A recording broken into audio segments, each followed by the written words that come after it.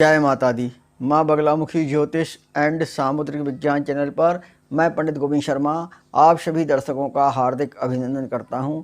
दर्शकों, जैसा कि आप सभी जानते हैं, हमारे इस चैनल पर हम जीवन के विभिन्न क्षेत्रों में विभिन्न समस्याओं के संदर्भ में आपके समक्ष सुझाव और उपाय प्रस्तुत करते हैं। इसी तारतम्य में मैं आज आपसे स्वप्न फल के संदर्भ में विचार करने जा रहा हूं।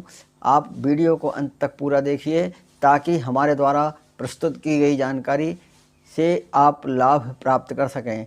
अगर आप हमारे चैनल पर नए हैं और आपने हमारे इस चैनल को अब तक सब्सक्राइब नहीं किया है तो इसे सब्सक्राइब कीजिए, साथ ही बेल आइकन पर क्लिक कीजिए जिससे हमारे द्वारा समय समय पर प्रस्तुत की गई जानकारी आपको प्राप्त होती रहे। जैसा कि आप सभी जानते हैं, स्वप्न के संदर्भ में व्यक्ति हमेशा चिंतातुर होता है।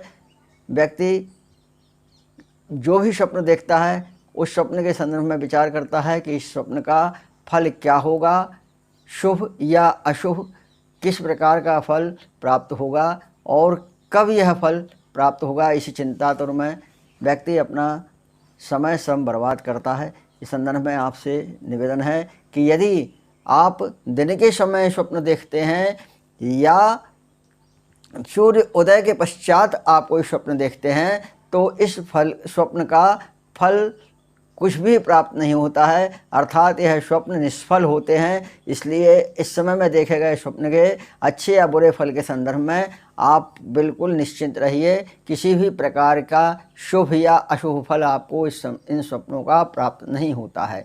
स्वप्न फल आपको रात्रि के तीसरे प्रहर अर्थात ब्रह्म मुहूर्त के समय का ही शुभ या अशुभ फल प्राप्त होता है। अब हम चर्चा करते हैं कि यदि आप स्वप्न में अपने किसी अंग को काट रहे हैं या किसी अंग को कटा हुआ देख रहे हैं तो यह स्वप्न आपके लिए पीड़ादायक है, कष्टकारी स्थिति का आपको पूर्व अनुमान पूर्वाभास किया जा रहा है। इस प्रकार स्वप्न देखने पर आप तत्काल ही स्थानीय स्तर पर भगवान शिव के मंदिर में जाएं, वहाँ पर थोड़ा सरसों का तेल और काली तिल चढ़ाकर भगवान से इस स्वप्न के संबंध में चर्चा करें। किसी भी व्यक्ति से इस संदर्भ में आपको चर्चा नहीं करना चाहिए। साथ ही इसी प्रकार अगर आप अपने आप को दलदल में फंसा हुआ देख रहे हैं या शरीर का कोई अंग कट कर गिर रहा है, गल कर गिर रहा है, टूट कर गिर रहा है या अपना शरीर कटा हुआ देखते हैं, बाल गिरते हुए देखते हैं, दांत टूटा हुआ देखते हैं, हाथ पैर का कोई अंग कटा हुआ देखते हैं तो यह सभी अशुभ फल की श्रेणी में आते हैं। और इनके लिए बताए गए उपाय अर्थात भगवान शिव के मंदिर में काले तिल और सरसों का तेल चढ़ाने का विधान है, जिससे आप इन अशुभ संकेत अपने आप को बचा सकते हैं। इसी प्रकार अगर आपको स्वप्न में श्वेत फल मिलते हैं, श्वेत पुष्प मिलते हैं, दूध मिलता है, फेन सहित दूध पीते हैं या पान का बीड़ा खाते हैं तो यह आपके लिए शुभ फलदायी है। किंतु अगर आप स्वप्न में हाथों में मेहंदी लगाते हुए देखते हैं या अपने शादी होते हुए देखते हैं तो यह स्वप्न आपके लिए शुभ फलदायक नहीं है। किसी अशुभ घटना का पूर्व अनुमान या पूर्वाभास आपको इन स्वप्नों के द्वारा बताया जाता है। इस प्रकार आपको स्वप्न फल के संदर्भ में यह ध्यान रखना होती है कि जो स्वप्न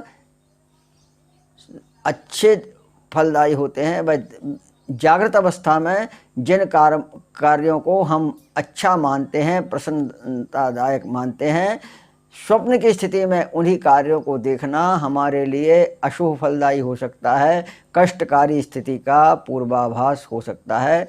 अतः इसी सिद्धांत को ध्यान में रखते हुए आपको निदान करना चाहिए। आशा है आपको हमारा यह वीडियो अच्छा लगा होगा।